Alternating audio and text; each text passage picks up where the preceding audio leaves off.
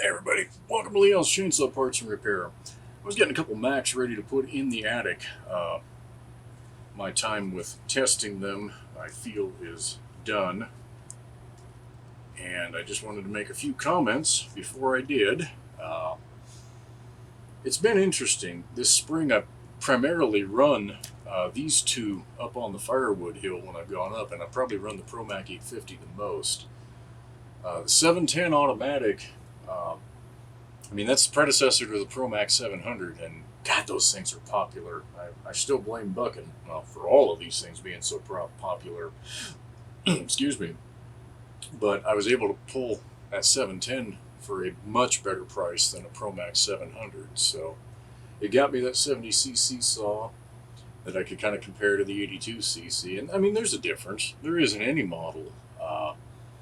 The 710, of course, still has a points ignition on it, but other than that, and engine size, and AV, those are probably the biggest differences. And I noticed the power difference between the two.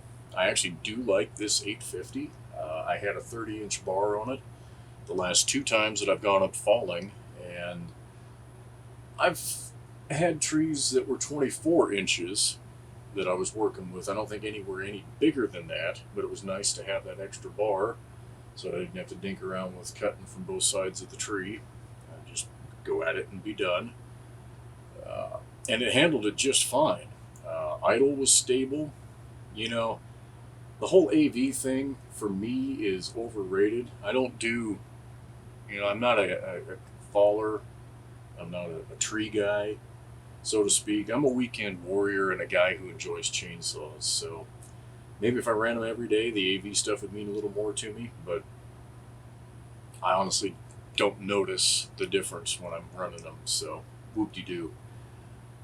710 runs great. The 24-inch bar is a perfect match for it. I cut a lot of rounds of firewood, some green, some dead. It just purred right through.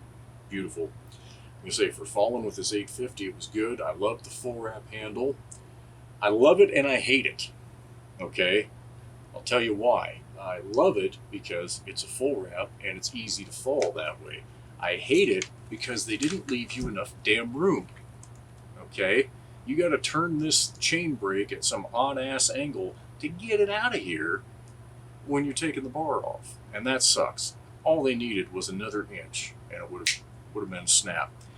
You would have lost an inch of ground, if you were trying to cut a stump off at ground level, but you're not going to be able to do that with this saw anyway. So, I don't know. The other thing that annoys me is McCulloch's chain adjuster. It's half the size that it should be, the pin, number one, and it doesn't stick out far enough, and it's too easy to damage this casting, which somebody prior to me did. So it's really hard to get a bar lined up. But that being said, this spring I have enjoyed running these saws, again, especially the 850.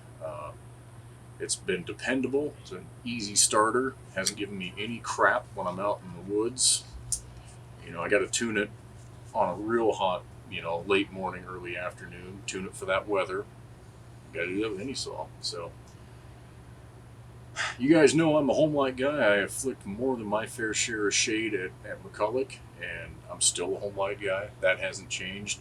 But I'm going to give what I'm going to say is grudging respect to these style saws. I can certainly understand why they gave Home Light an absolute run for their money and probably overtook them in some ways. Maybe in weight, maybe in chain speed, things like that. Like I say, I'm still a Home Light guy, but I'll give them some respect.